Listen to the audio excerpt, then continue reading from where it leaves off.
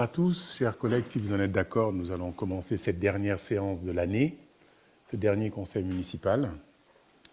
Nous allons commencer par l'appel. Donc, Alphonse Boy, je suis présent. Vanessa Annie, Alain Boucris, Anne Ferreira, Jean-Luc Després, Présent. Pauline Bisquer donne pouvoir à Vanessa Annie, Arnaud Dessin, Céline Monassa, Mathias Alonso, Roland Tibi, Jean-Pierre Valavert, Dominique Humez, François Elie donne pouvoir à Jean-Luc Després, Caroline Delis, Mehdi Belou donne pouvoir à Alain Boucris, Samantha Crisias est sur le chemin, Noémie Arnaufi donne pouvoir à Roland Tibi, Grégory Nguyen, Bernard Caméraire, Benjamin Godon, Stéphanie Couchou donne pouvoir à Grégory Nguyen, Joël Villassin, Jean-Charles Joulin,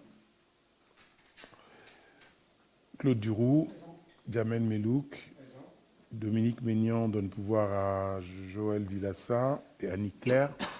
Présent. Parfait. Merci beaucoup. Alors,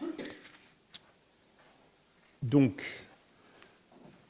l'ordre du jour est relativement classique, comme vous avez pu le voir, avec beaucoup de marronniers, une section affaires générales sur des conventions à valider, une convention et un vœu, exactement, sur l'aéroport d'Orly, une partie urbanisme assez simple, mais bien complexe, voilà, de prime abord, une partie finance relativement simple également, ressources humaines, là aussi il s'agit de choses standards, et puis une grosse partie de conventions enfants-jeunesse à renouveler, en fin de séance, avant un résumé des rapports CIVOM, CIGEF, CIPEREC. On a l'impression qu'on ne sort jamais du rapport du CIVOM d'ailleurs. Bref, alors, désignation de secrétaire de séance, Dominique Humez a été volontaire, je l'en remercie. Adoption de l'ordre du jour, y a-t-il des votes contre, des abstentions de l'ordre du jour? Ok, l'ordre du jour est validé, merci. Le dernier procès-verbal du 26 septembre 2024, y a-t-il des remarques, des demandes de modification? Non. Le compte-rendu est adopté également à l'unanimité. Merci. Alors, l'article 122, donc c'est toutes les récapitulatifs des conventions, d'une part,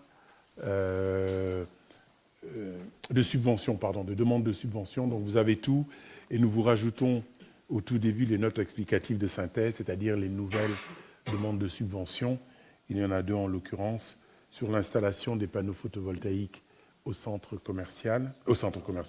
service technique, pardon, excusez-moi, et les trois bus, les arrêts de bus que nous avons refaits grâce à une aide d'Île-de-France Mobilité, qui nous ont permis d'enlever les bus du rond-point des Bois pour les mettre sur l'avenue des Uzelles et de créer deux nouveaux arrêts de bus sur l'avenue des Bruyères, merci, en allant vers les Bagaudes. Voilà, donc c'est les deux seules nouvelles demandes de subvention que nous avons faites. Ensuite, vous avez toutes les décisions que j'ai signées avec des tiers. Hein. Bon, c'est essentiellement les conventions avec les associations, les conventions de mise à disposition, de gymnase, de dojo, tout le reste. Voilà. Je ne sais pas s'il y a des questions sur ces sujets-là. Ça va? Pas de questions particulières. Nous commençons les affaires générales. Alors, le point 1, c'est l'approbation de la convention de partenariat avec le CIVOM. Donc, c'est une convention annuelle que nous signons tous les ans. D'une manière générale, il n'y a pas de changement de prix. Aucune condition n'a changé, donc c'est exactement la même convention de l'année d'avant. Donc, de quoi il s'agit? Il s'agit de la convention de salage de la ville. Vous avez reçu la liste des rues qui sont salées en priorité. Donc, comment ça se passe? Il y a une somme forfaitaire qui est facturée, 4 317 € par saison, somme à laquelle s'ajoutent les carburants, le kilométrage, 36,90 € par kilométrage. Alors, juste pour les marolais qui nous écoutent, parce que j'ai reçu un appel lors des dernières neiges, une personne qui m'a dit la saleuse est passée dans toutes les rues, sauf ma rue, bien entendu. Alors, ça ne se passe pas tout à fait comme ça. Il y a un certain nombre de rues qui sont convenues dans la convention, et ces rues sont salées. Un certain nombre de fois, si nous voulons une prestation supplémentaire, nous devons le demander, mais tout nous est facturé en supplément. Voilà comment ça marche. Donc, il n'y a pas de rue exclue, d'ailleurs la mienne n'y est pas, si ça peut rassurer les marolais, et beaucoup de rues non plus. Donc voilà, c'est une convention, c'est les grands axes qui sont salés en priorité. Et je rappelle que chacun doit déneiger son trottoir. Ce que je me suis permis de rappeler à cette dame qui m'a dit que si quelqu'un tombait, ce serait de ma responsabilité. Et je lui ai dit que si c'est devant chez elle, ce serait sa responsabilité. Voilà, il faut le rappeler pour que tout le monde le sache. Chacun doit balayer devant chez soi, comme dit l'expression populaire, devant sa porte.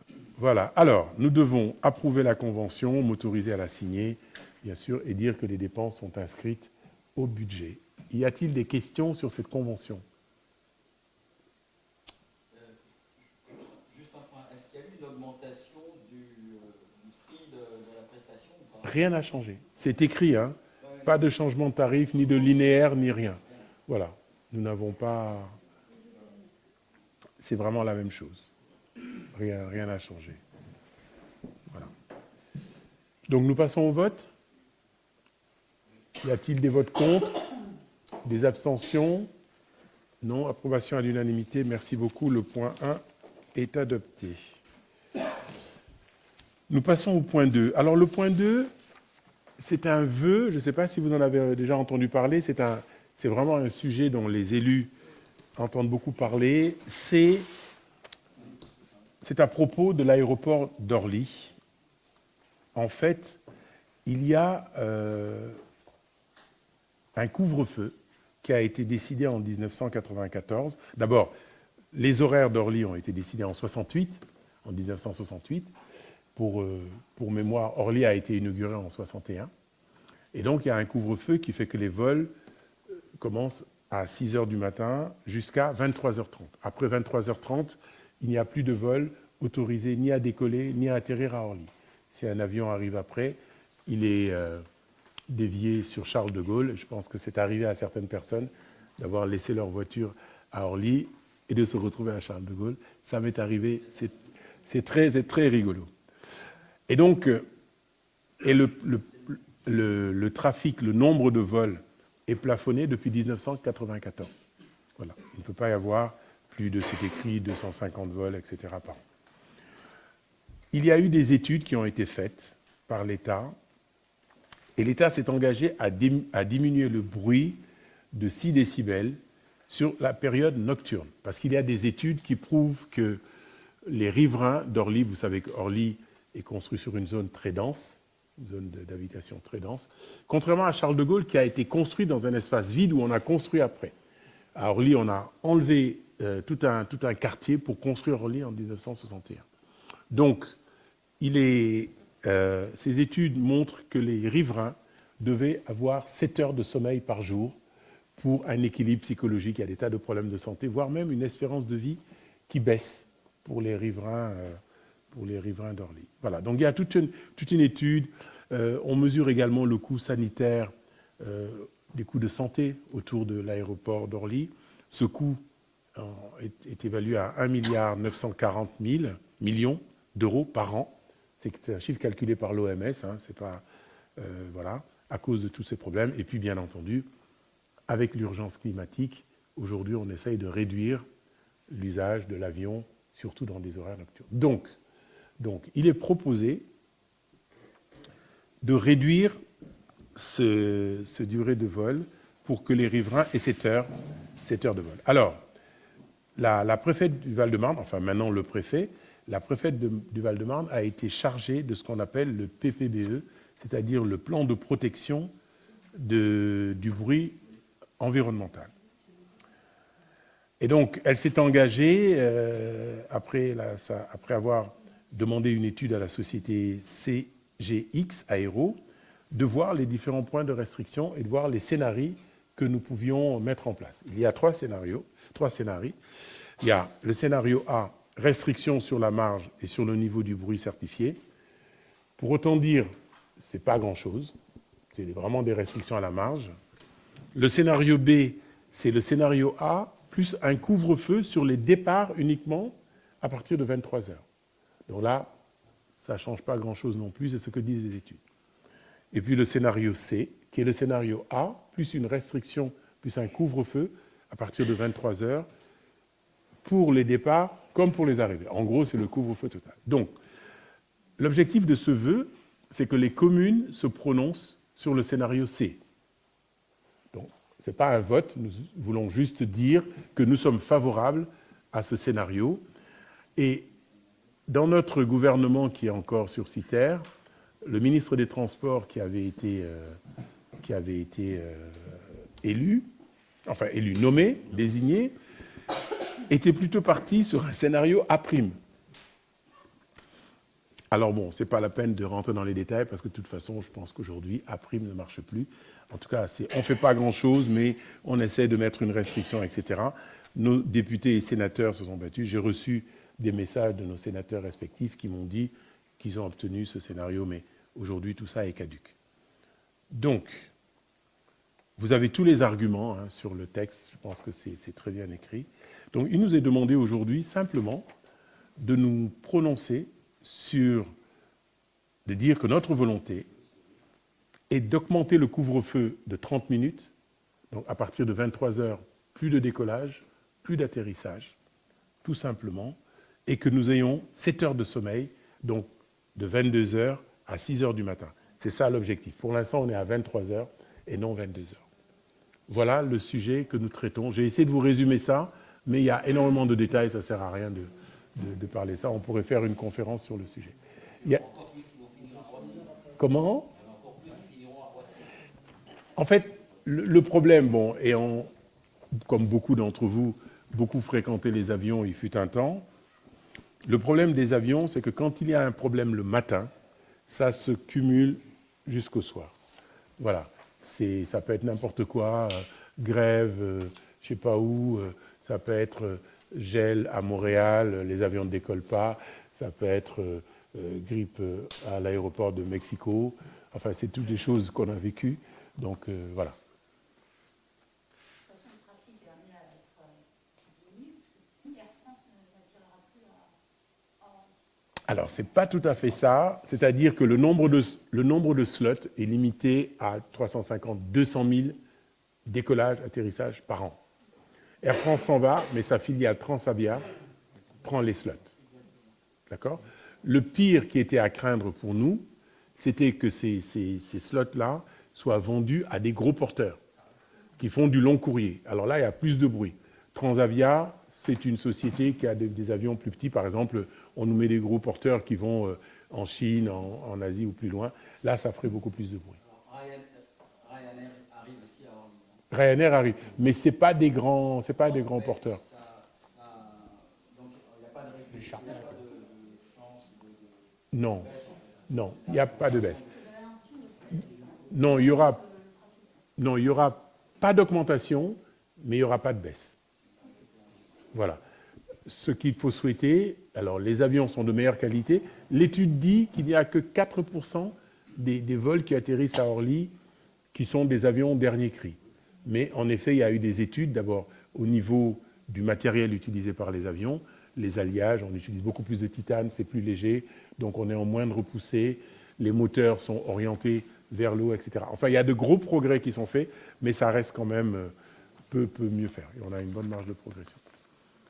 D'autres questions sur le sujet ? Ça va ? Donc, nous demandons le scénario C. Donc, on restreint le bruit, on va vers le bruit certifié, on réduit de 6 dB, et couvre-feu à partir de 23 heures, en attendant la prochaine bagarre pour 22 heures. Ça va ? Ça va pour tout le monde ? Parfait. Merci. Donc, nous transmettrons aux associations respectives notre vœu. Nous nous joignons à eux.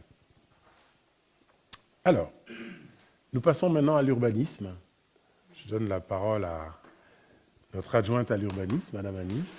Donc, c'est parfait.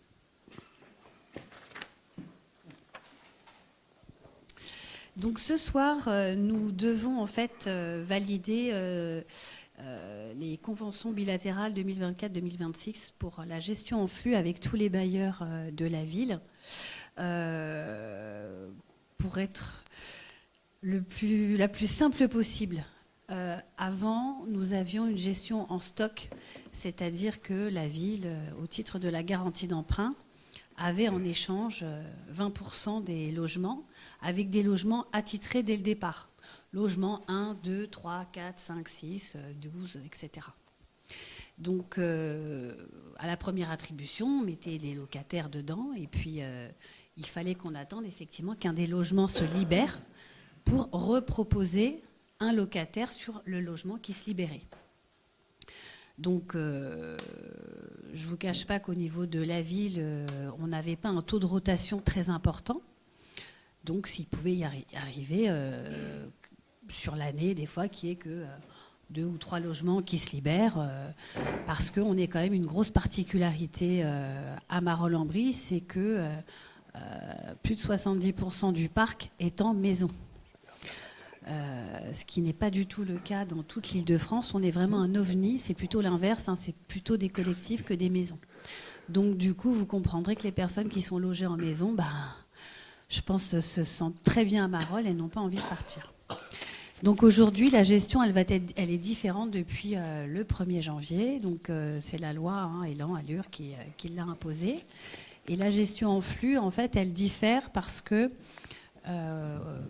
aujourd'hui, sur l'entièreté en fait des logements sociaux, aujourd'hui, quand un logement social va se libérer, tour à tour, ça peut être la mairie, le département, la préfecture, Action Logement, en fait, ça va tourner. C'est pour ça qu'on parle de gestion en flux et plus de stock. Ça va permettre effectivement, normalement, c'est pour ça que c'est prévu dans la loi, de dynamiser un petit peu le parc social, d'avoir un petit peu plus de mouvement. Et je ne vous cache pas qu'au niveau de la ville, logiquement, les candidats que nous, on propose sur la ville, c'est souvent des personnes qui ont un vrai parcours résidentiel et qui veulent habiter sur la commune. Ce n'est pas forcément le cas de la préfecture ou d'Action Logement. Action Logement, c'est souvent des gens qui vont habiter dans le coin, donc du coup qui vont se positionner sur une plateforme du 1% patronal pour pouvoir habiter à côté de leur travail, mais il suffit qu'ils soient mutés ailleurs et qu'ils changent de ville ou de département pour déménager. La préfecture, c'est pareil, ils ont un système d'enregistrement national, ils prennent des numéros, les gens cherchent des logements et souvent on s'aperçoit lors des commissions d'attribution logement que les personnes qui sont proposées n'ont même pas demandé la ville. Ou alors ils l'ont demandé en position 8, 10, 12 et ils ont proposé d'autres villes avant. Et on se retrouve effectivement avec des logements qui sont plus remis à la location quand c'est du patrimoine de la préfecture ou d'Action Logement que sur celui de la mairie. Donc logiquement, avec cette gestion en flux, ça devrait faciliter effectivement la rotation des logements sur la ville et nous permettre effectivement peut-être d'attribuer un peu plus de logements ou en tout cas d'avoir aussi des typologies différentes. Parce que je vous donne un exemple, en la gestion en stock, si on vous avait donné par exemple que des T3 ou des T4 et qu'en ce moment en fait vous avez des personnes qui viennent vous voir à la mairie et qui veulent du T2, quand vous n'en avez pas dans votre contingent, comment on fait ? Donc là, ça permet effectivement, avec la gestion en flux, si jamais il y a un T2 qui se libère et qu'on n'en a pas forcément sur son contingent au départ, de pouvoir bénéficier effectivement de ce type de typologie qui n'était pas forcément dédiée à la mairie au préalable. En fait, il s'agit quand on parle de flux, c'est comme un pot commun pour l'ensemble des différents gestionnaires, on va dire, de ces logements-là. C'est ça que ça veut dire? En fait, C'est juste pour effectivement, expliciter un plutôt que de rester sur ton contingent de 20%, on part de 100% de logements sociaux avec un taux de rotation qui va changer et qui va tour à tour passer de la préfecture, la mairie, le département, etc. Un peu comme un pot commun, en fait. C'est ça. C'est ça. On n'est plus cantonné à son stock Son stock de base. de départ. Exactement. Mais effectivement, chacun peut aller piocher au moment où quelqu'un s'en va. Chacun des 4 ou 5 différents prestataires peut aller piocher dans le... Alors logiquement, on pioche pas. C'est plus le bailleur en fait qui te dit tiens, ce logement se libère, on vous le propose. Ça peut nous arriver, par exemple, on a des fois des problématiques d'urgence où on cherche par exemple une typologie précise. Ça peut être un studio, un T2 ou un T3. Ça peut te permettre effectivement de voir avec les bailleurs, de leur faire une information. Voilà, on a une urgence. Aujourd'hui, on a besoin absolument d'un T2. Donc, est-ce que au prochain T2 qui se libère, on peut être prioritaire dessus? Rien ne n'empêche. Justement, on a cette souplesse-là aujourd'hui qu'on n'avait pas auparavant. Si c'était pas ton contingent, c'était pas ton contingent. Alors, on pouvait des fois s'arranger avec les préfectures, mais c'était très compliqué. Donc là, en fait, ça nous permet en fait de négocier avec le bailleur en disant, nous vraiment, on est à la recherche de ce logement-là. Le prochain qui se libère, on veut que ce soit pour nous. Et puis, au prochain, ce sera un autre réservataire. Ça peut être la préfecture, etc. Non, mais c'est important de le préciser, Oui. effectivement. Logiquement, c'est censé faciliter en fait la mobilité des gens et accélérer un petit peu le turnover et puis en tout cas de changer de réservataire un peu plus facilement. Enfin, ça ne changera pas le turnover parce que les gens ils voudront quand même pas partir plus vite que ça, quoi. Alors, Mais effectivement, ça change le flux du truc, effectivement. non, parce que comme l'a dit tout à l'heure Vanessa, nous, lorsque nous attribuons des logements, et ça a été le cas récemment sur l'île Ouest et sur l'île Ouest, nous attribuons des logements à des gens, à des Marolais, à des gens qui sont proches. Oui. Donc ce sont des gens qui ne quitteront pas Marolles. Or, la préfecture propose des gens qui viennent de très loin, qui parfois même, dans les commissions d'attribution de Ne logements demande pas, auxquelles ne demande Vanessa, pas Marolles. ne prennent pas le logement. Donc ça veut dire que les gens du quota préfecture, notamment, qui ont une grosse quantité quand même de stock, sont plus enclins à bouger parce qu'ils sont, même quand on leur attribue le logement, ils sont Non, mais plus ce que je veux dire, mécontents. Alphonse, je suis d'accord avec ça, j'ai bien compris, mais ça ne changera pas le fait qu'il y aura plus de gens qui partiront, qui libéreront leur logement. Ah oui, La Marolles seule reste, différence, en fait, c'est Par que contre- le turnover, en fait, sur les autres réservataires était Oui, plus c'est ça. important que le Oui, nôtre. que le nôtre. Bien sûr. Donc C'est on juste pourra ça. Oui. essayer de Ah, manger leur d'accord avec ça. fromage. Non, mais bon, je connais un peu le sujet, j'ai Ouais, fait c'est des ça. commissions avant. Mais par contre, est-ce que la question qui est un peu compliquée et qui peut, effectivement, qui est même très complexe, des logements qui sont occupés par des personnes seules et qui sont encore des grands logements, est-ce que c'est des sujets qui sont évoqués non. dans ces... Non. Si, Ça, c'est par des rapport au sujets. turnover, Je peux pas te dire que c'est pas évoqué. À chaque Ah fois oui. qu'on fait la commission, les CIL, etc., le PMHH, bien sûr que c'est toujours évoqué. Mais aujourd'hui, au mois de juin, normalement, il devait y avoir une nouvelle loi au niveau du logement où ça avait été évoqué et on devait justement pouvoir effectivement aujourd'hui, on appelle ça le bail à vie dans le social, c'est-à-dire que si tu n'as pas envie de déménager, normalement, tu déménages pas. Et comme tu le dis, aujourd'hui, dans le parcours résidentiel, on a des personnes aujourd'hui qui ont un logement social depuis des années. Ils l'ont eu à l'époque parce qu'ils avaient une famille avec 3-4 enfants, et ils se retrouvent aujourd'hui dans des T4, T5, alors qu'ils sont 2 ou tout seuls. Et donc, le chemin résidentiel, à l'inverse, ne se fait pas. C'est-à-dire que ces gens-là ne prennent pas souvent des logements plus petits. Oui, bien sûr. On peut tout à fait. On peut tout à fait. Et puis, en fait, logiquement, c'est au locataire en fait de demander à son bailleur une mutation interne. D'accord. Et d'ailleurs, c'est ce qu'on a négocié dans les conventions qui vous sont proposées. C'est pas le cas des autres villes. C'est loin d'être le cas. Aujourd'hui, si la ville de Marolles-en-Brie propose à un locataire du même bailleur qui est déjà logé dans son parc un logement plus petit ou plus grand, la ville récupérera le logement qui se libère hors gestion en flux. C'est-à-dire qu'on ne le déduira pas de notre gestion en flux. D'accord. Donc ça... parce qu'en fait, on aide le bailleur à faire sa mutation, parce que c'est une obligation légale pour le bailleur de faire des mutations. D'ailleurs, ils ont enlevé de l'assiette, c'est-à-dire du pot commun, comme le disait Joël, certains logements pour, pour les zones de réaménagement, les ANRU, etc., parce qu'ils ont l'obligation, quand ils refont des ensembles, de les reloger. Et donc, il y a beaucoup de logements qui ont été sortis du pot commun par les bailleurs, justement, pour qu'eux-mêmes puissent attribuer les logements plus facilement dans le cadre de renouvellement urbain. D'accord ? Donc cette gestion en flux, elle a été négociée. C'est pour ça qu'on la signe qu'aujourd'hui. On n'était pas d'accord sur les calculs, etc. Avant, on avait une gestion en stock. C'était des droits uniques. Et aujourd'hui, on a des droits de suite. C'est-à-dire qu'on aura un nombre de logements défini jusqu'à la fin de la garantie d'emprunt. On s'est aperçu, en faisant le point d'ailleurs, qu'il y a quand même pas mal de résidences qui arrivent bientôt à échéance. Sur Marolles, il y a des garanties d'emprunt qui vont s'arrêter en 2026, parce qu'on est déjà d'ailleurs dans les 5 ans de prorogation du Code de la construction et de l'habitat. En fait, quand vous avez une garantie d'emprunt de 25 ans, vous avez des droits de réservation sur 30 ans. On a toujours 5 ans de plus pour pouvoir attribuer des logements sur la résidence. On s'est aperçu aussi que selon les conventionnements des logements, c'est-à-dire si c'est du PLS ou du plus ou du PLAI, les durées de garantie d'emprunt, des fois, ne sont pas les mêmes sur une même résidence. Donc, il va falloir effectivement être très vigilant, avoir une vraie stratégie avec les bailleurs, c'est-à-dire ne pas attendre la fin de la garantie d'emprunt pour ne plus rien avoir.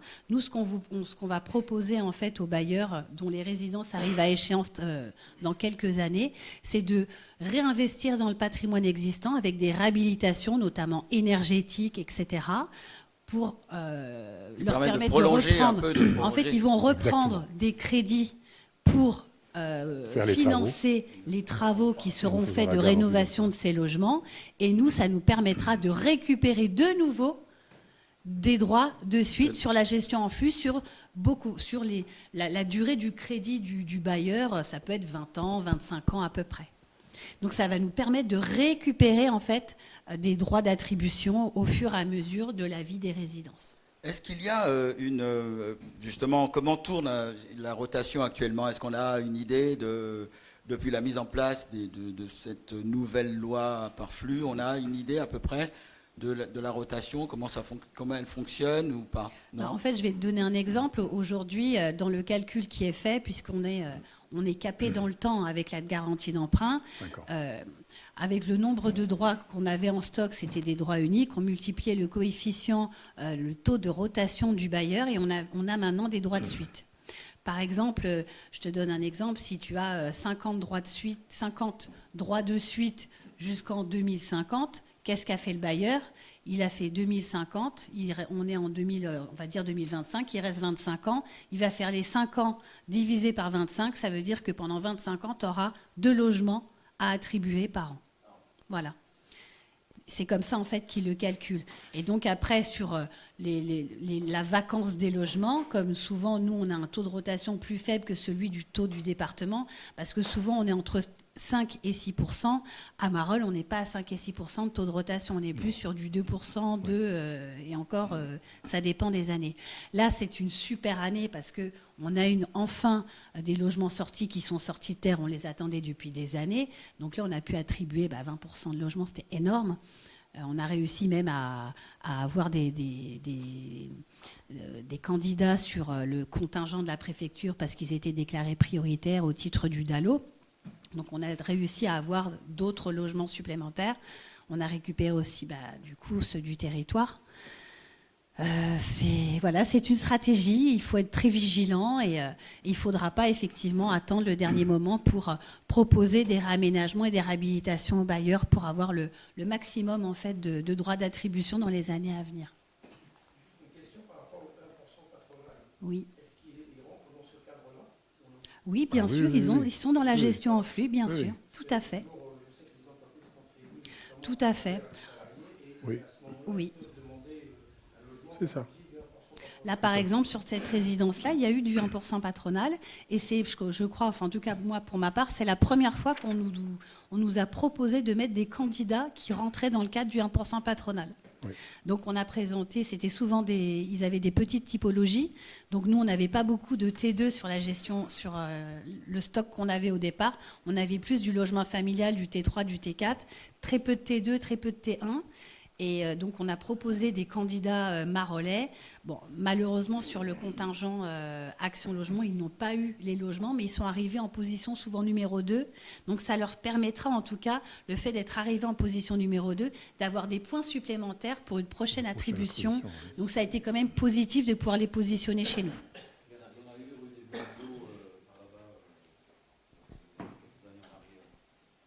Tu avais réussi à le bah, c'est bien. Moi, ça m'était jamais arrivé. Ah, tant mieux, tant mieux. D'accord. Du coup, est-ce que vous avez d'autres questions? Est-ce que le rapport était assez clair? Vous avez compris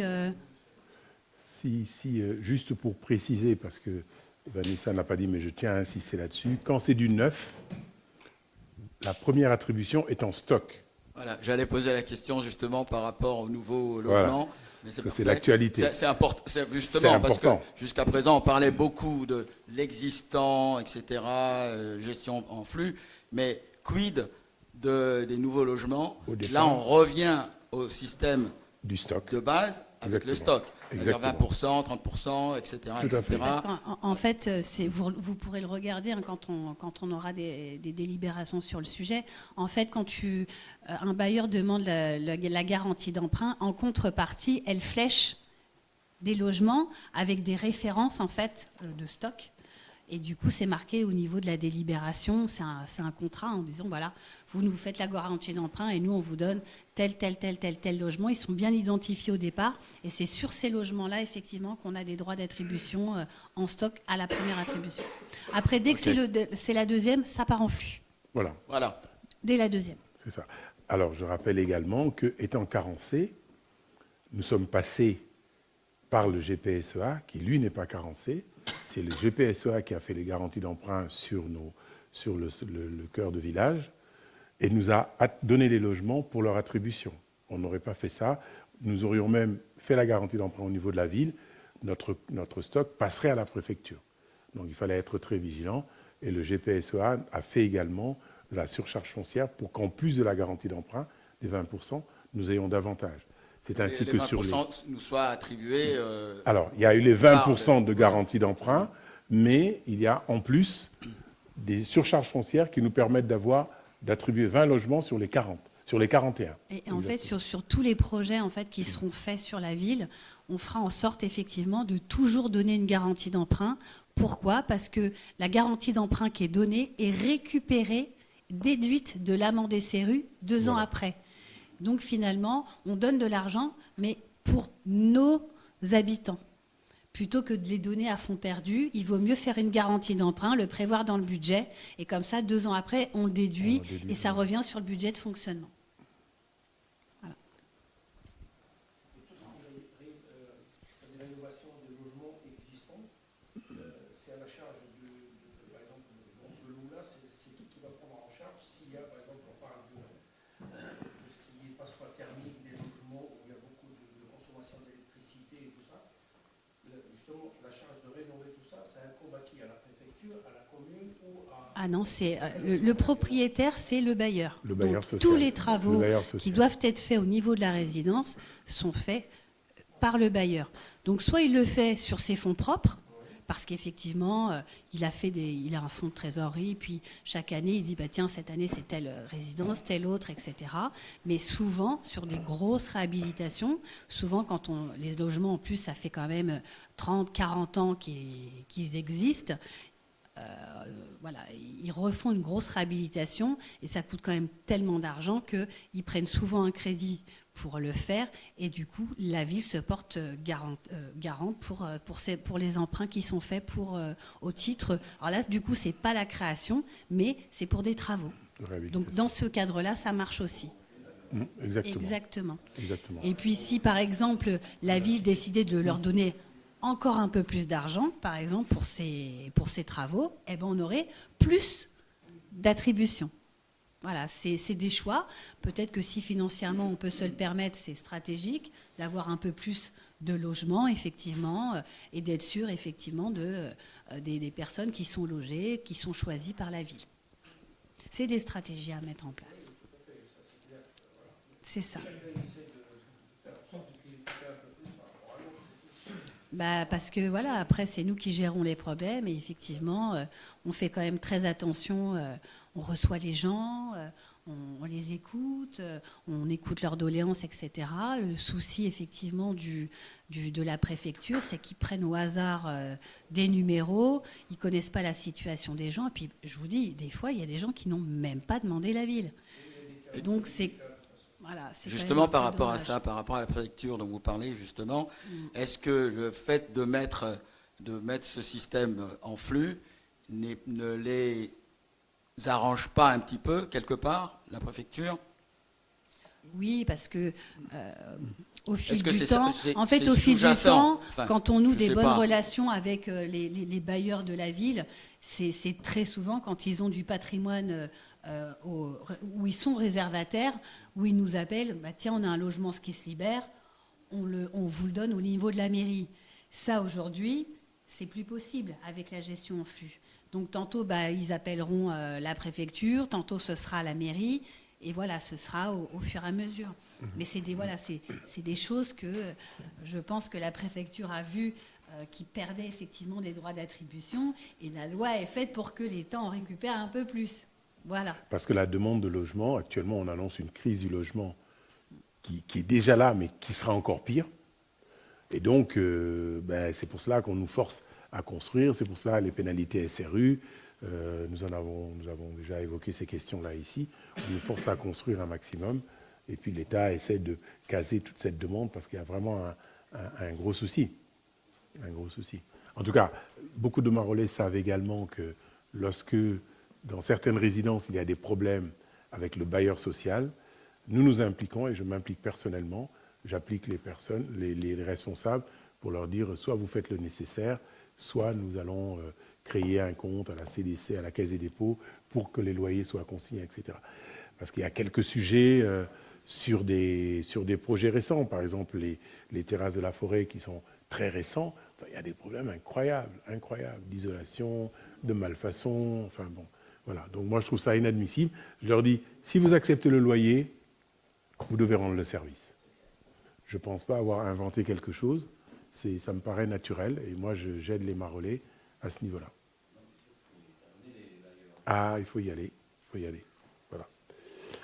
Bien, merci Vanessa, on a la chance d'avoir quelqu'un qui travaille sur ces questions-là tous les jours, et on le sent dans le discours, parce que je n'aurais pas pu être aussi clair. Bon. Alors, nous devons...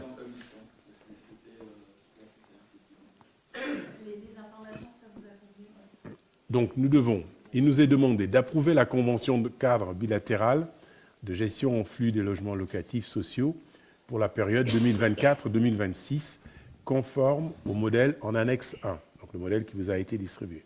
Et bien sûr, de m'autoriser, moi ou mon représentant, à signer les actes auprès des bailleurs sociaux, tels qu'ils figurent dans l'annexe 2. Y a-t-il des votes contre? Des abstentions? Merci. Le point 3 est adopté à l'unanimité. Nous passons aux finances. Alors, nous avons 2 points dans les finances qui se ressemblent. D'abord, le point 4, la modification de l'affectation du résultat, et le point 5, la décision modificative numéro 2 2024. Alors, ceux qui viennent du privé doivent se dire, mais qu'est-ce qui leur prend de modifier le résultat 2023? En fait, avant... Nous avons mis dans notre budget 700 000 € en fonctionnement dans une section que l'on peut mettre automatiquement, quand on le souhaite, en investissement. Mettre des sommes en investissement, pourquoi? Pour financer simplement nos investissements.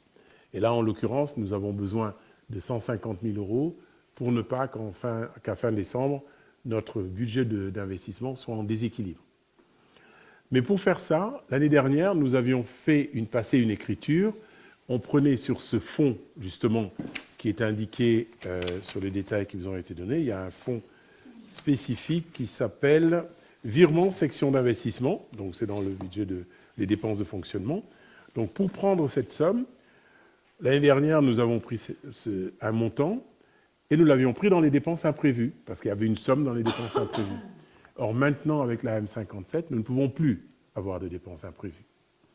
Par conséquent, nous nous sommes rapprochés du trésorier qui nous a dit, ce que vous faites, vous modifiez l'affectation du résultat 2023 et vous allez prendre sur ce montant-là pour qu'il y ait l'équilibre. C'est pour cela que nous avons commencé le point 4 par dire, nous réaffectons le résultat 2023, qui était d'1 256 000 aidés. Donc, au départ, nous avions 978 501 en résultat de fonctionnement. Finalement, on va enlever 150 000 euros dans ce montant. Donc, il ne restera plus que 828 501,16 que nous mettrons dans le résultat d'investissement, puisque nous avons le droit de passer le résultat de fonctionnement en investissement. Donc, nous avions 278 000 euros dans la ventilation initiale, dans le budget primitif. Et là, nous mettons 428 000 euros, c'est-à-dire 150 000 euros de plus.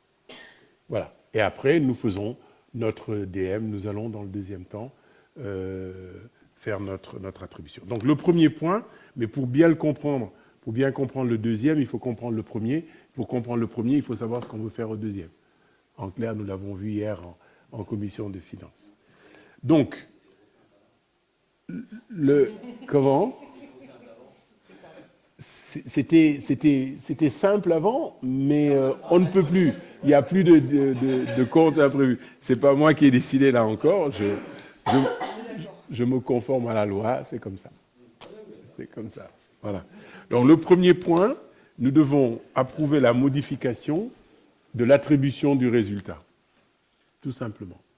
Alors, y a-t-il des votes contre ?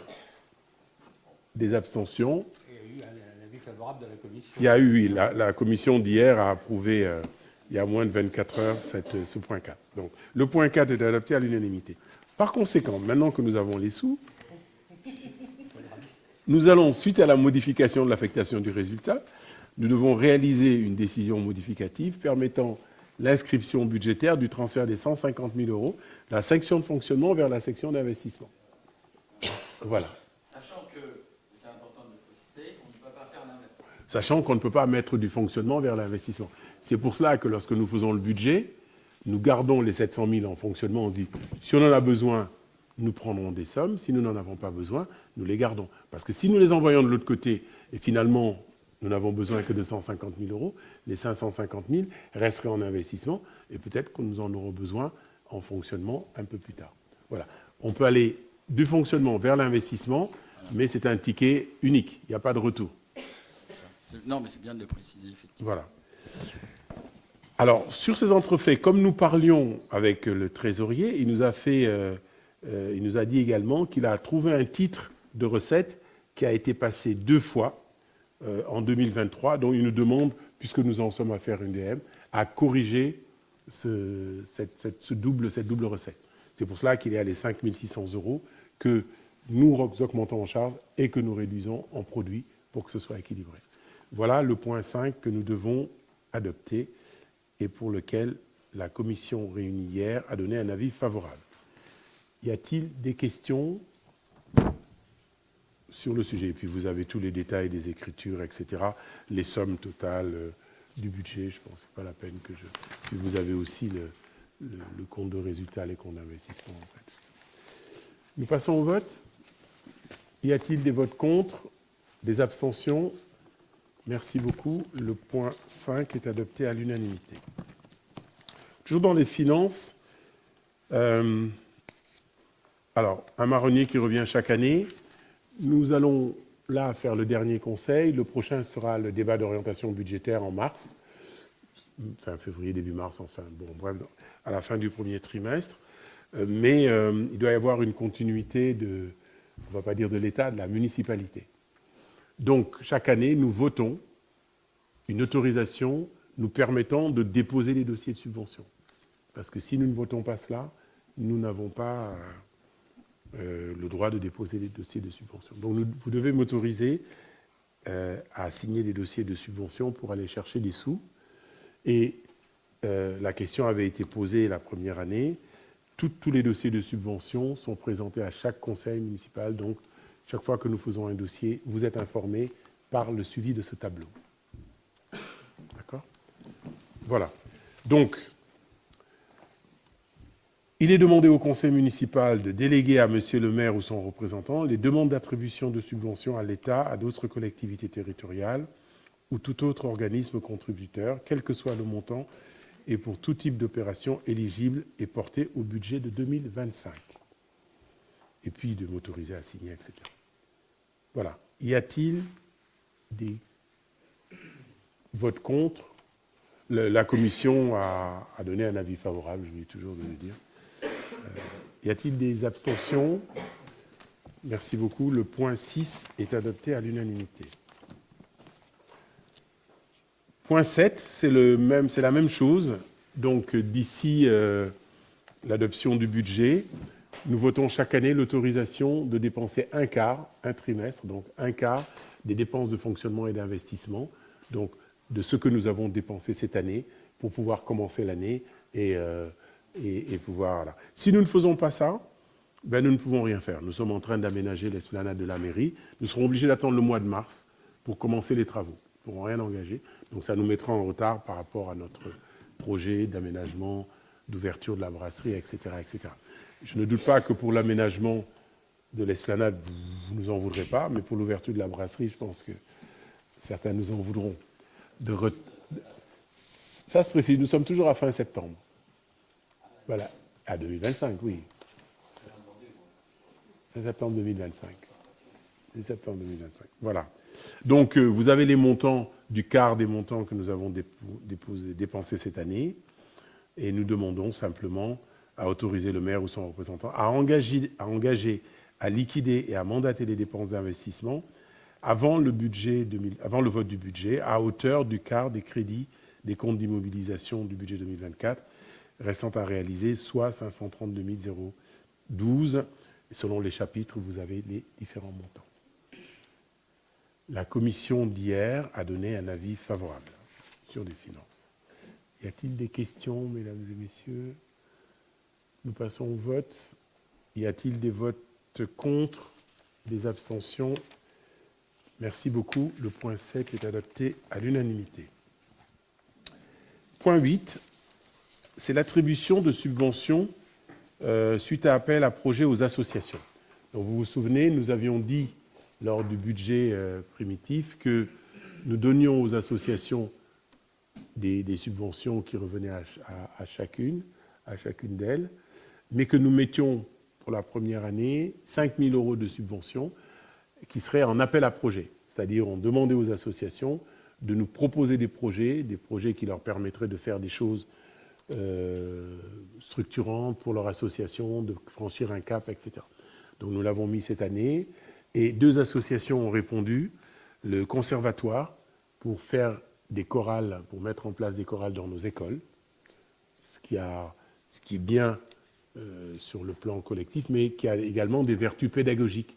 Il y a toute une étude qui prouve que des enfants qui chantent sont moins inhibés, plus épanouis, etc., etc. Le développement de la mémoire, enfin, il y a plein d'études, vous avez eu les documents, qui prouvent que c'est vraiment bienvenu. Donc nous avons souhaité soutenir ce projet pour un montant de 3 211 €. Et le Néovent a souhaité acquérir 3 vélos de ville avec des cadres bas, c'est-à-dire pour permettre aux gens qui n'ont pas fait de vélo depuis longtemps, notamment des femmes, de passer leurs jambes plus facilement pour conduire les vélos. Et donc la subvention qui nous a été demandée était de 1 000 €. Donc, ce qui fait que la subvention a été attribuée au total pour 4 211 €. Nous sommes dans l'enveloppe, voilà. Y a-t-il des questions sur cet appel à projet ? C'est renouvelé en 2025 ? Oui. Le montant, pas la subvention aux 2 associations. Ce sera d'autres projets. D'accord. Là, c'est le coprésident qui pose la question. J'ai bien compris. Moi, je trouve que c'est bien, c'est incitatif. C'est incitatif. Non, je trouve que c'est tout à fait bien, parce qu'effectivement, ça permet à des projets structurés et structurants de se mettre en place dans la ville, au-delà des subventions qui sont des fois symboliques qu'on peut donner. Exactement. C'est Exactement. ça, c'est tout à fait... Exactement. Et si nous divisons 5 000 €, on dit on va saupoudrer à nos 20 associations, franchement, nous, on aura l'impression de faire un effort, et on nous dirait, bah, pour la charité, on repassait, quoi, en gros. Donc, Mais juste un point, il est important de préciser que pour ce qui est du conservatoire, parce qu'on pourrait s'étonner du montant, mais en fait, il s'agit les 3 200, en effet, correspondent au coût des professeurs. Oui, absolument. Non, mais c'est important, parce Absolument, qu'on peut se dire, faut le tiens, dire. pour chanter 3 000 et puis acheter des vélos 1000, ça peut paraître surprenant, mais Oui. en le précisant, c'est important. Les professeurs du conservatoire coûtent une certaine somme, parce que c'est des professionnels. Ceux qui ont eu la chance d'assister dimanche au concert de Noël voient tout le travail qui est fait, et je pense que ça ne peut pas être que des bénévoles qui font ça. En tout cas, moi, j'en serais incapable. C'est pour ça que je prends toujours plaisir à aller à ce concert. Voilà. Alors, nous devons décider d'attribuer et de verser une subvention au conservatoire et à l'association Néovent pour le montant total qui nous est indiqué, et de dire que les crédits sont dans le compte 65 748, et de me donner pouvoir pour que je signe ces différents documents. La commission a donné un avis favorable. Y a-t-il des votes contre? Des abstentions? S'il y avait des votes contre, je vous envoie les présidents d'association. Je ne suis pas responsable après. Merci beaucoup. Le point 8 est validé à l'unanimité. Alors, c'en est fini pour la finance et les marchés publics. Nous passons aux ressources humaines. Alors, nous avons d'abord la modification des effectifs. Il s'agit simplement de la création d'un poste de technicien principal de 2e classe. C'est quelqu'un qui est déjà dans nos effectifs, qui a passé des examens, qui a passé des concours, qui a obtenu son grade. Et comme nous l'avons déjà dit ici, nous essayons de promouvoir les personnes qui font les efforts en plus de leur temps de travail, d'essayer d'acquérir en compétences. Nous sommes les premiers bénéficiaires, donc il est normal que nous essayons de les nommer. Alors, ce n'est pas le cas dans toutes les communes. Dans beaucoup de communes, on dit à des agents, de toute façon, passez votre examen, mais après allez ailleurs parce qu'on ne vous nommera pas. C'est vrai qu'il y a un coût supplémentaire. Mais moi, je pense nous pensons que la compétence a un prix et que, voilà, quand on ne paie rien, on n'a pas grand-chose. Voilà. Donc, voilà un peu le principe. Donc, nous vous présentons les tableaux. Si vous regardez le tableau, il y a un 2e poste qui a été créé, un 2e poste de technicien principal, dont un qui n'est pas encore pourvu, si vous regardez sur la colonne, parce que la personne sera désignée à partir du 1er janvier 2025. C'est pour cela que le poste n'est pas encore pourvu. OK? C'est clair? Ça va? Des questions? Passons au vote. Y a-t-il des personnes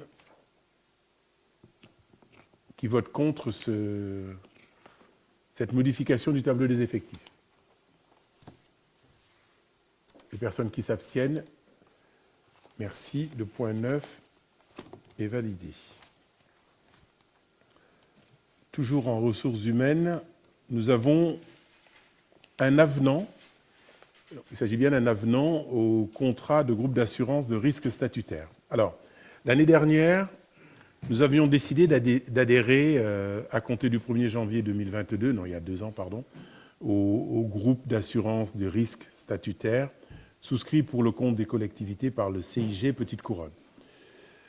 Alors, nous étions au CNP Assurance en partenariat avec Reliance, ex-Sofaris, et ce pour une durée de 4 ans allant jusqu'au 31 décembre 2025. Donc, je vous la fais courte, vous avez tous les détails.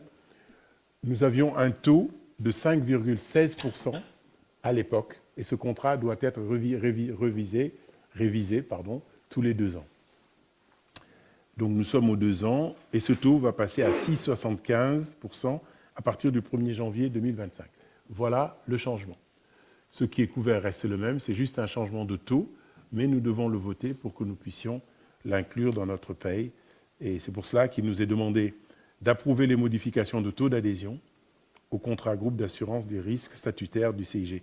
Alors le CIG Petite Couronne, vous savez qu'en matière de gestion du personnel, nous appartenons à un groupe de sociétés et le CIG négocie pour nous et gère toutes les questions ayant trait aux agents, c'est-à-dire pour des promotions, si on veut faire un certain nombre de choses, on leur soumet d'abord, ils le valident, etc. Mais grâce à eux, les taux négociés sont inférieurs que si nous allions chacun à son niveau. Voilà. C'est un peu notre aide, mais aussi notre gendarme par rapport aux agents. Y a-t-il des questions sur ce changement de taux? Y a-t-il des gens qui aimeraient que ce soit moins? Non, la question n'est pas posée, excusez-moi. Donc, nous devons approuver la modification de taux, dire que le taux de 6,75 prend effet au 1er janvier 2025 et dire que les crédits sont au budget, etc. Y a-t-il des votes contre? Des abstentions? Merci. Le point 10 est adopté. Le point 11, dernier point des ressources humaines. Alors là c'est une adhésion, ce n'est pas un avenant, c'est une adhésion. Vous savez qu'à partir du 1er janvier 2025, tous les employeurs territoriaux doivent contribuer au financement de la garantie d'assurance de protection sociale complémentaire maintenant. Voilà, auquel les agents souscrivent pour couvrir les risques prévoyance d'incapacité de travail, d'invalidité et d'inaptitude ou de décès. Voilà, donc là aussi le CIG nous a proposé 2 options avec des taux différents, l'option 3 ou l'option 4. Nous avons choisi l'option 3. Ce contrat n'est pas obligatoire, nous allons le proposer aux agents. Les agents décideront d'adhérer ou pas. Et pour tous les agents qui adhéreront, la commune donnera une participation mensuelle de 7 € en plus des cotisations de l'agent. D'accord? Voilà. Juste une question. C'est quelque chose Par qui mois. n'existait 7 pas. € par mois, oui, bien sûr. C'est quelque chose qui n'existait pas auparavant? C'est quelque chose qui n'existait pas. C'est-à-dire que l'employeur, la prévoyance n'était pas obligatoire pour l'employeur.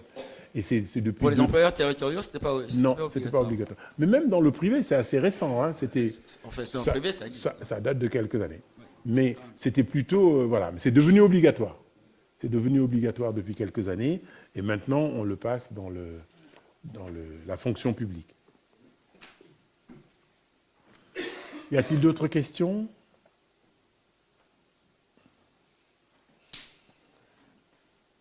Alors, la commission du 6 décembre a donné un avis favorable. Donc, il nous est demandé de décider d'adhérer à partir du 1er janvier 2025 au contrat risque prévoyance souscrit par le CIG Petite Couronne pour le compte de la collectivité territoriale, donc Territoria Mutuelle, de décider d'opter pour la formule 3, de dire que le montant de la participation financière est fixé à 5 000 € bruts pour les agents qui auront fait le choix de souscrire à la dite convention de participation. Y a-t-il des votes contre? Des abstentions? Merci. Le point 11 est validé. Alors, maintenant, nous passons aux affaires enfance scolaire et enfance-jeunesse. Et je donne la parole à Madame Ferreira, adjointe au sujet qui la concerne. Voilà. Nous t'écoutons, Stéphanie. Stéphanie, non. Pourquoi je dis Anne, excuse-moi. Donc, il s'agit d'approuver les conventions d'objectifs et de financement de la CAF pour les 3 structures, donc ALSH périscolaire, extrascolaire et accueil ado. Donc, si vous en êtes d'accord, on valide pour les 3. Il y aura 3 délibérations bien distinctes, mais la validation, parce qu'en fait, c'est la même chose. Donc, c'est les conventions qu'on repasse tous les 2 ans. Donc là, c'est pour 2025 et 2026. Cette convention nous permet d'avoir et des subventions et une prestation de service en fonction des heures déclarées d'occupation des enfants sur les différents accueils. Avez-vous des questions ?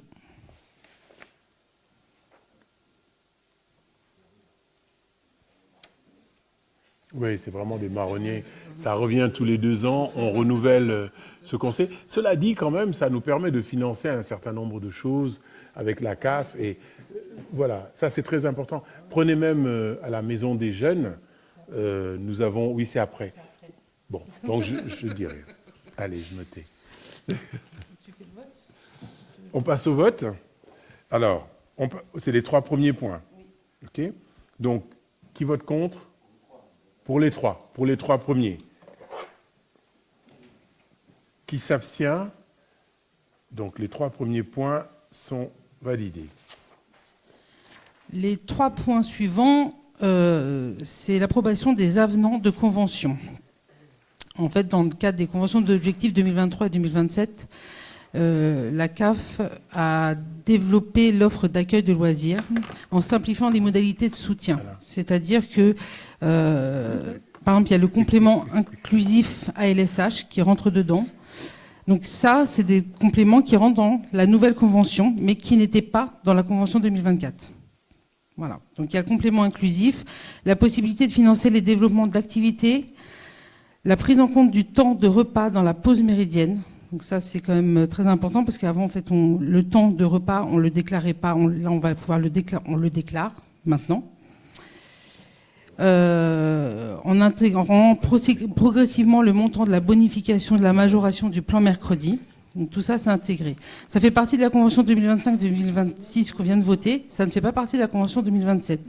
On propose des avenants pour pouvoir intégrer ces modes de fonctionnement dans la convention 2024. Voilà. Avez-vous des questions ? Je suppose que la commission a donné un avis favorable. La commission a donné un avis favorable. Bon, ce qui est toujours rassurant. Merci. Passons au vote. Qui vote contre ? Qui s'abstient ? Merci. Les 3 points suivants sont validés. Les 3 derniers ? Non, pas les 3 derniers. Le prochain point, oui. Ça concerne donc la Maison des Jeunes. C'est ça. L'aide nationale à l'investissement vise à améliorer l'offre des accueils de loisirs pour répondre aux besoins des familles et des enfants, en offrant un cadre d'accueil des qualités et respectueux des enjeux environnementaux. Cette aide peut être sollicitée par les accueils de loisirs en fonction des projets menés. La Maison des Jeunes a eu pour projet de réaménager l'espace extérieur en collaboration avec les services techniques. Les jeunes ont aussi été associés à la réflexion et été partie prenante du projet. Une subvention a pu être sollicitée auprès de la CAF dans le cadre de l'aide nationale d'investissement. Le projet ayant été éligible, une subvention a été attribuée. Donc il s'agit aujourd'hui d'approuver la convention pour pouvoir avoir cette aide, cette subvention qui a déjà été attribuée. Déjà. Et bien sûr, la commission est favorable. S'il vous plaît, votez pas contre parce que nous avons reçu la subvention. En fait, de quoi il s'agit, c'est l'aménagement l'aménagement extérieur de la Maison des Jeunes. Donc, vous vous souvenez, nous avons ouvert la Maison des Jeunes, enfin là où ils jouaient, en parking public. Alors pour la question qui va venir, la lumière va arriver. On m'a posé la question déjà. Et nous avons emménagé la maison qui a été cassée de l'autre côté. Donc nous avons fait un projet inclusif en demandant aux jeunes de participer à ce projet, de dire ce qu'ils souhaitaient, etc. Et donc nous avons reçu des subventions pour cet aménagement. Voilà. Donc ça n'a pas coûté grand-chose. Dans le cadre de cette convention. Dans le cadre de cette convention. Voilà. Donc, qui vote contre ? Qui s'abstient ? Merci, nous allons pouvoir garder les sous. Merci pour la ville. Donc, le point suivant concerne la modification de la délibération relative à la nouvelle grille des quotients. En juin dernier, nous avons voté la nouvelle grille des quotients. Il s'avère qu'on a, comme on avait proposé avec les parents d'élèves, de faire un simulateur qu'on a mis en ligne. Et suite à ce simulateur, nous avons travaillé avec les parents d'élèves car il y a eu des remontées, des petites choses mais c'était fait exprès aussi. C'est d'ailleurs pour ça qu'on l'a voté en juin, pour une application qu'au 1er janvier, parce que le but c'était aussi de travailler avec les parents d'élèves. Du coup, on propose de modifier le plafond de ressources de 70 000 à 100 000 euros. Et dans les nouvelles tranches, les tranches ont été modifiées pour que ce soit plus cohérent. Parce qu'il y a des familles qui augmentaient de 2 euros, 3 euros. Donc et en fait, c'était juste les tranches qui n'étaient pas cohérentes avec... on passe de 9 à 7, forcément, les tranches doivent être plus grandes, tout simplement. Le nouveau mode de calcul, le tarif extérieur, la journée de carence pour la restauration scolaire et les nouveaux tarifs restent inchangés. La commission a émis un avis favorable. Avez-vous des questions ?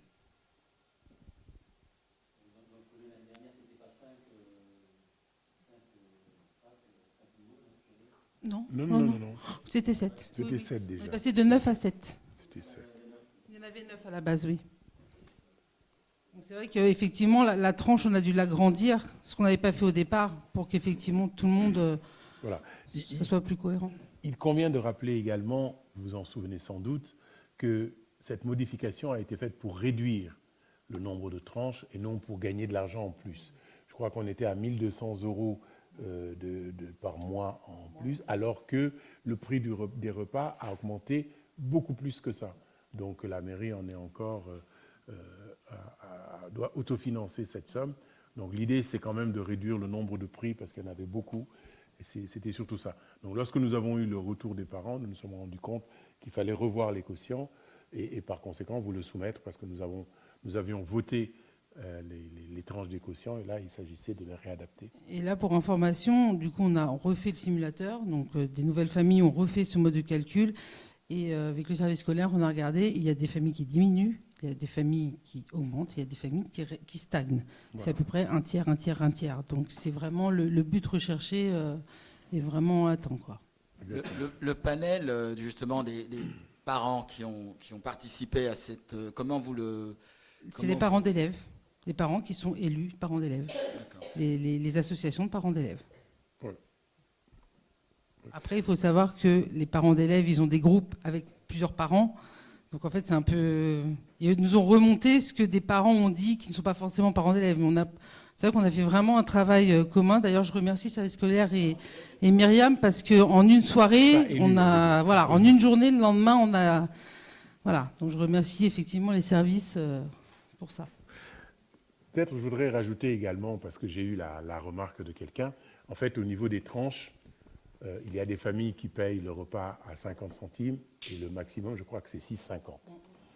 Et donc, je voudrais dire à ceux qui payent 6,50 qu'ils ne payent pas pour ceux qui payent 50 centimes. Parce que le repas est déjà subventionné. Donc, même pour ceux qui payent 6,50, ils ne payent pas pour les autres. Eux-mêmes reçoivent les subventions que nous versons pour le prix des repas.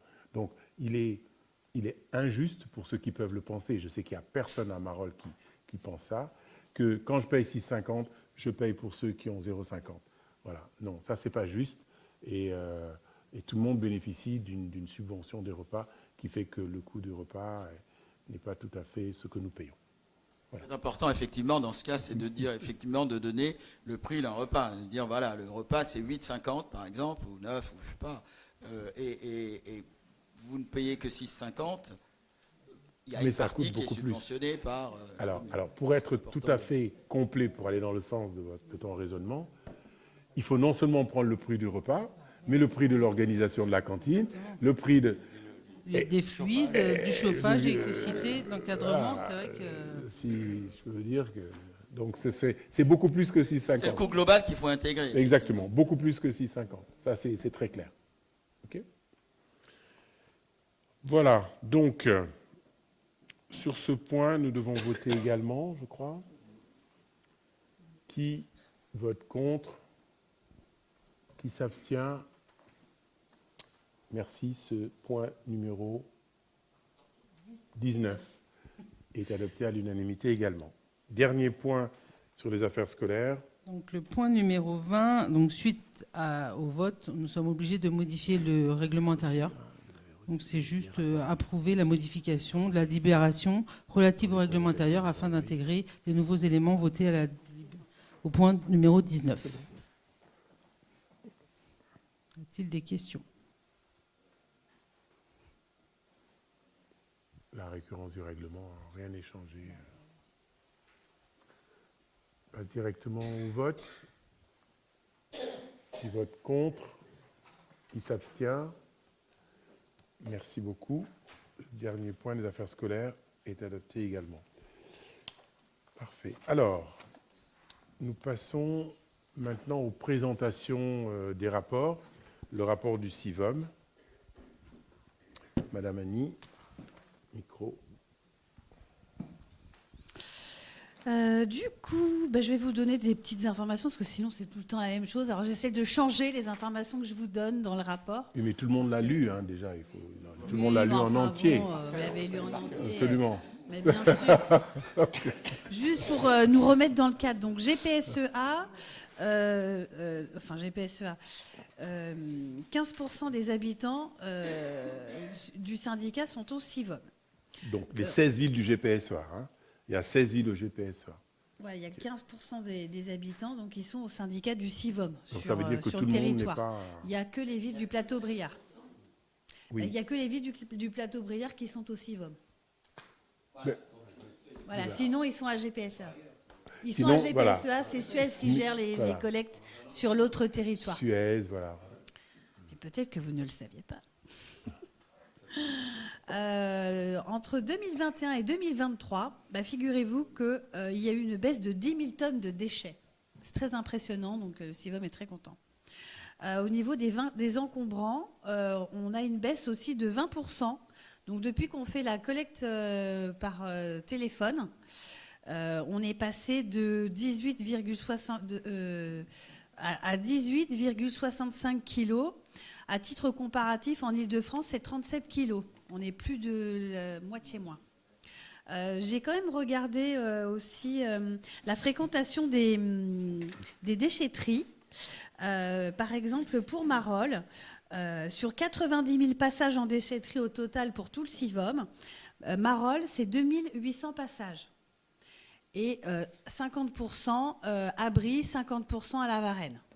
Parce que sinon, ça a été juste un ou deux dans les deux autres déchetteries à Moissy-Crémaillel ou à l'autre, je ne sais plus. Je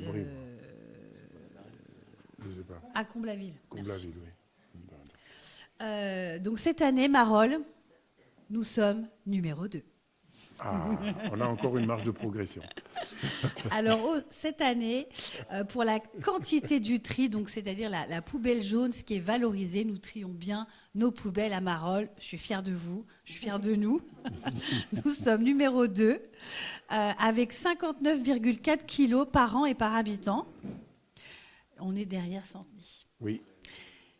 On n'est pas loin, on n'est pas loin de Centeny. Il faut vraiment faire des efforts, je compte sur vous. Déjà, nous tous ici, on peut faire des efforts. Donc n'oubliez pas, tout ce qui est dans la poubelle jaune, ça rapporte de l'argent. Je vous donne un exemple. L'aluminium, ça rapporte 607 € la tonne. Donc n'hésitez pas à mettre des canettes dans la poubelle jaune. On boit plus de canettes. Après, le plastique, les bouteilles, c'est 144 € la tonne.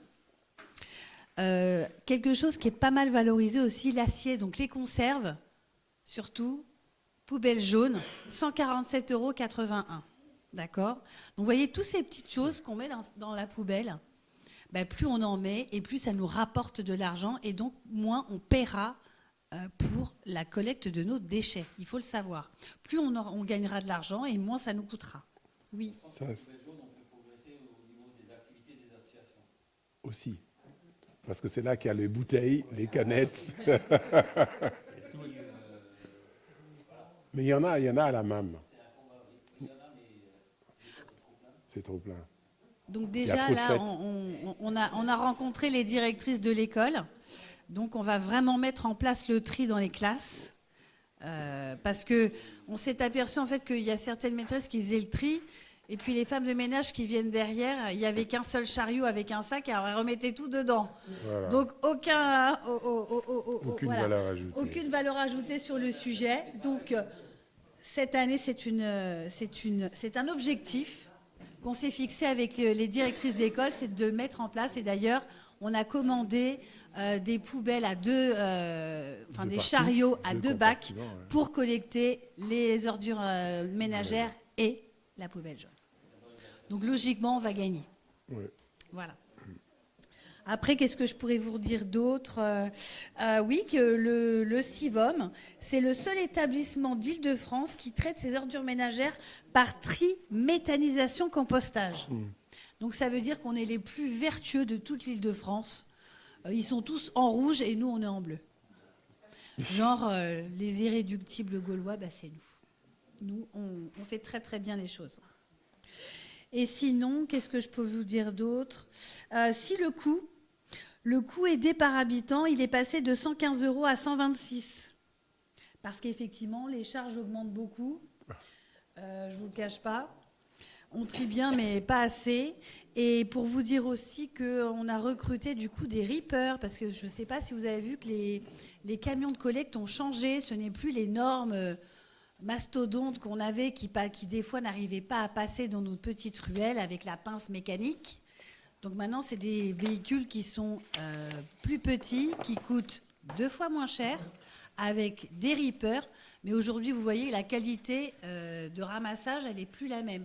C'est quand même rare maintenant qu'on m'appelle pour me dire « Ah, on ne m'a pas collecté ma poubelle ». Il n'y en a plus.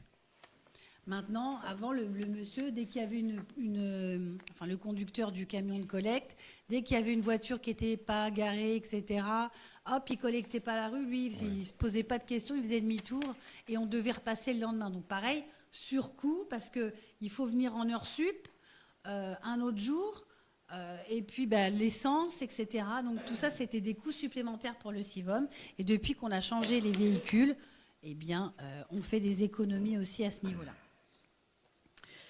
Et sinon, il y aura un concert pour des années 80 à La Varenne-Jarcy le samedi 22 janvier. Oui, c'est le prochain concert donc, qui se fera à La Varenne-Jarcy. Voilà pour le rapport 2023. Bien, merci beaucoup Vanessa. Alors, sur le rapport du CIGEF, vous l'avez vu, il est assez synthétique, il est bien fait. Juste peut-être rappeler que le CIGEF qui s'occupe du gaz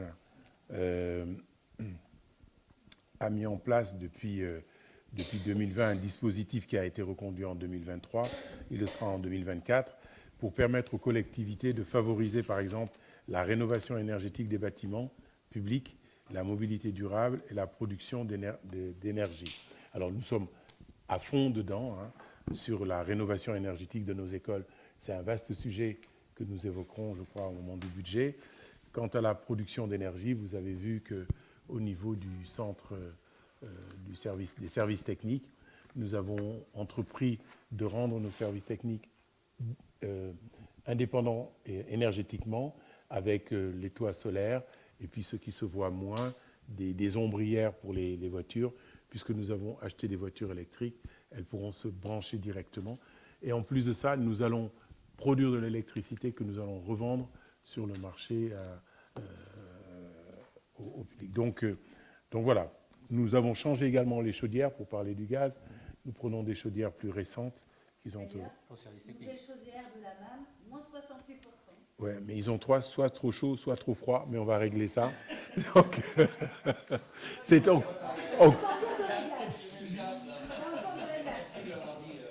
en cours de réglage. Donc, moi, j'y étais. Voilà, c'est le réglage. Voilà. Non, pour l'instant, mais c'est pas un gros problème technique. Dire aussi que nous avons bénéficié en 2023 d'une subvention de 16 200 € pour le diagnostic thermique, justement, de nos écoles, etc.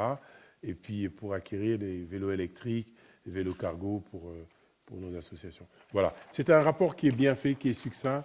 Vous avez les schémas, il est vraiment très très bien.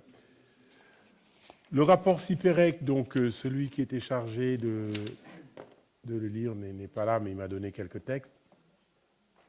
Donc, le CIPEREC compte 119 collectivités adhérentes.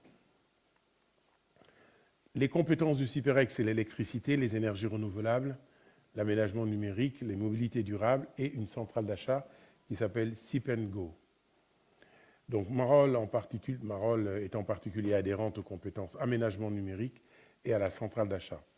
Donc quelques chiffres concernant la compétence aménagement numérique. 92 collectivités adhérentes, 610 foyers desservis par le réseau très haut débit du CIPEREC, 6500 km² de réseau d'initiatives publiques en fibre optique. Ils sont beaucoup intervenus là-dessus. Et puis parce que la fin du réseau cuivre est à l'horizon 2030. C'est-à-dire actuellement, vous avez dû recevoir des courriers de Bouygues ou Orange. Oui, tout le réseau cuivré. Justement, par rapport à ça, CIPEREC et CIGEF, sur certains points, parce ils s'occupent d'électricité l'un et l'autre, voilà. sont un peu en...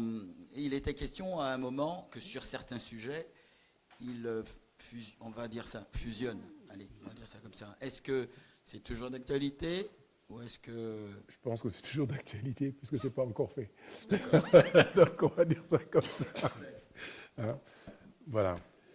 Le montant de la redevance d'occupation du domaine public réservée à la commune a été cette année, en 2023, de 7 594 €. C'est-à-dire que comme il y a des antennes, etc., nous avons reçu, pour la part du CIGEF, 7 594 € pour l'occupation du domaine public. Voilà. Et puis pour la centrale d'achat, il y a 372 adhérents, 450 millions d'euros d'achats mutualisés et jusqu'à 50% d'économies réalisées sur certaines prestations desservies par les réseaux très haut débit du CIPEREC. Voilà grosso modo ce que l'on peut dire pour vulgariser un peu le rapport du CIPEREC. Vous avez des questions sur le sujet? Voilà, donc là, il n'y a pas de vote, hein. Vous devez juste prendre acte que nous vous avons présenté sur ces 3 rapports pour l'année 2023. Est-ce que tout le monde était là lorsque nous les avons présentés? Oui, ça va. Tout le monde prend acte? Très bien. Alors, les questions diverses, informations diverses. En informations diverses, nous avons commencé à l'évoquer tout à l'heure, nous avons bien avancé sur l'aménagement de l'esplanade de la mairie. Nous avons, comme vous le savez, nous avions un concours d'architectes. Il y avait 7 réponses, je crois. 5 réponses. Nous avons retenu 3 architectes. Les projets ont été présentés et le jury s'est réuni. Alors, il y a eu beaucoup de consultations. Nous avons consulté d'abord le comité technique, le comité extra-municipal technique. Nous avons aussi consulté des habitants qui se connaissent un peu dans le domaine, qui sont aussi des riverains, pour avoir leur retour. Et donc, les projets vous seront présentés. Donc, le projet qu'il a remporté a été décidé aujourd'hui. Donc, je crois que nous devons le notifier avant de pouvoir le présenter, vous le présenter publiquement. Que vous dire de plus? Au niveau de l'îlot, de nos nouveaux Marolais, donc pour l'îlot ouest, les propriétaires et les locataires sont déjà arrivés. Donc, pas de souci. J'étais en train de faire le point tout à l'heure, juste avant de descendre, sur les locataires, parce que nous avons le nombre d'enfants des propriétaires, mais le nombre d'enfants des locataires, puisque maintenant ils sont là. Il faut voir combien d'enfants vont arriver dans les écoles. Nous avons, je vous le dis de tête, alors au total des propriétaires sur l'ensemble des 3 îlots, il y a 49 enfants. Là, rien que sur l'îlot ouest, il y en a 28, dont 15 de moins de 6 ans, de moins de 10 ans, primaire et maternelle, 15 de moins de 10 ans. Donc, et tout le monde n'est pas encore inscrit dans nos écoles. Un des points qu'on avait soulevé la dernière fois, justement, en posant la question de savoir combien à peu près, quelle était l'estimation des enfants par rapport justement aux écoles, etc. Alors pour les propriétaires, pas de problème, nous le savions d'entrée, mais pour les locataires, comme les attributions, la dernière attribution de logement pour l'îlot Est a eu lieu mardi dernier, je crois. C'était ça, mardi. Donc vous voyez, c'est vraiment... et puis nous connaissons, nous, notre quota, il faut qu'il soit validé. Après, il faut prendre le quota de la mairie. Donc voilà. Tout a été attribué Sur l'îlot Est, voilà. Donc, je ferai le point statistiquement sur l'îlot Est. Ouest, c'est déjà fait. Voilà. Donc, après, il restera à l'îlot Sud, dont la livraison est prévue courant janvier 2025. Voilà. Et puis, sur l'aménagement de l'esplanade, nous sommes sur... Notre objectif, c'est que tout soit livré fin septembre 2025, et pareil pour la brasserie. Voilà sur ce point-là. Nous avons reçu une question de M. Duroux. Alors, nous avons reçu cette question le 24 novembre. Donc, je lis la question. Au moment où le gouvernement s'apprête à diminuer l'aide aux régions, qu'en est-il pour le GPSEA et notre commune? Alors, ma réponse, c'est de quel gouvernement vous parlez? Du gouvernement de l'époque. Mais tout est en caduc, je ne sais pas. Non, franchement, voilà. Aujourd'hui, personne ne sait. Concrètement, effectivement, il y avait des choses qui étaient prévues. Mais encore une fois, rien n'était voté et tous les commentaires étaient là. Voilà. Donc, il y a même eu des grèves, alors que rien n'avait été voté jusqu'à présent. Donc, je garde votre question pour la prochaine fois et pour le prochain gouvernement. Nous devrions avoir une liste de 20 mètres, paraît-il. En espérant que ça réglera tous les problèmes. Merci pour... Oui, pardon. Oui. Est-ce qu'on pourrait savoir, je ne sais pas si vous avez les montants du Téléthon pour tenir Ah, j'ai pas, je suis désolé, j'ai pas le montant, je l'ai pas demandé. Un peu plus de 3600, voilà.